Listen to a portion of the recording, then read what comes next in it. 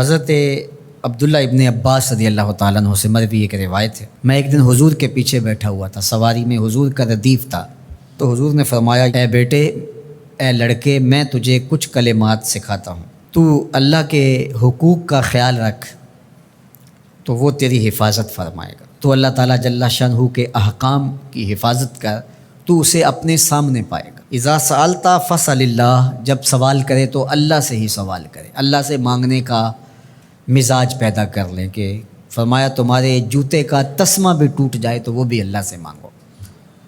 ضرور بازار میں جاؤ دکاندار سے، لیکن حقیقی طلب اللہ سے ہونی چاہیے۔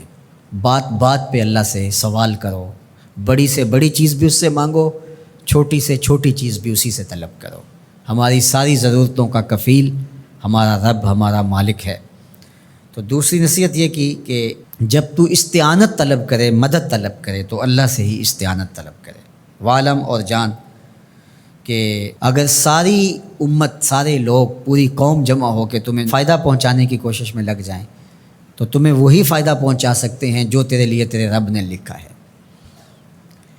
اور فرمایا وَإِنِ اجْتَمَعُوا عَلَىٰ أَن يَضُرُّوكَ بِشَيْءٍ، اور اگر تمہیں نقصان پہنچانے کے درپے ہو جائیں، لَمْ يَضُرُّوكَ إِلَّا بِشَيْءٍ قَدْ كَتَبَهُ اللَّهُ عَلَيْكَ، تو تجھے صرف وہی نقصان پہنچا سکتے ہیں جو اللہ نے تیرے لیے لکھا ہے۔ سارا زمانہ بھی مخالف ہو جائے، تیرا کچھ نہیں بگاڑ سکتا۔ ہاں، تیرے مقدر میں اگر کوئی چیز، کوئی بگاڑ لکھا ہے تو وہ ہوگا، اس کا ذریعہ وہ بن جائیں گے۔ تو اس لیے پھر اسی سے مانگو، اسی سے طلب کرو۔ رفعت الاقلام وجفت الصحف، جو لکھنا تھا اللہ نے لکھ دیا، لکھنے کے بعد قلم اٹھا لیا گیا اور جن صحیفوں پہ لکھا تھا وہ خشک ہو گئے، اب کتابیں بند ہیں، تو اس لیے اس نے تیرے لیے جو لکھا ہے وہ ہو کے رہے گا، تو خام خواہ لوگوں سے ڈرنے کی ضرورت نہیں ہے، اور تیرا فائدہ، تیرا نقصان اسی کے دستے قدرت میں ہے، تو اسی سے طلب کر، اسی سے مانگ۔ اور فرمایا تو اللہ تعالیٰ جل شانہ کو رخاء میں، خوشحالی میں یاد کر، یعرف کا فی الشدہ، وہ تجھے مشکل میں پہچانے گا۔ یعنی جو شخص خوشحالی کے دور میں اس کے پاس دولت ہے، صحت ہے، تو اللہ تعالیٰ کو فراموش نہیں کرتا، اللہ اس کی بدحالی کے زمانے میں اس کو فراموش نہیں کرتا۔ وعلم، اور جان، ان النصر مع الصبر، کہ جو مدد ہے وہ صبر کے ساتھ آتی ہے۔ وان الفرج مع الکرب، اور کشادگی جو ہے وہ مشکل کے ساتھ آتی ہے۔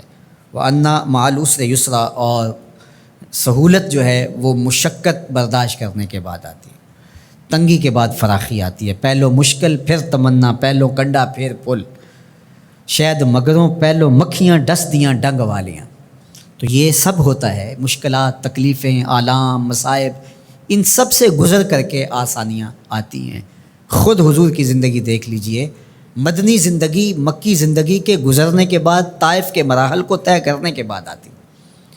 تو ہم ڈائریکٹ اگر چاہیں مکی زندگی کو اختیار کیے بغیر اور طائف کی مشکلات اور سنگلاخ راستوں سے گزرے بغیر مدنی برکتیں حاصل کرنا، تو وہ نہیں پا سکتے۔ تو یہ اللہ تعالیٰ نے ایک نظام رکھا ہوا ہے۔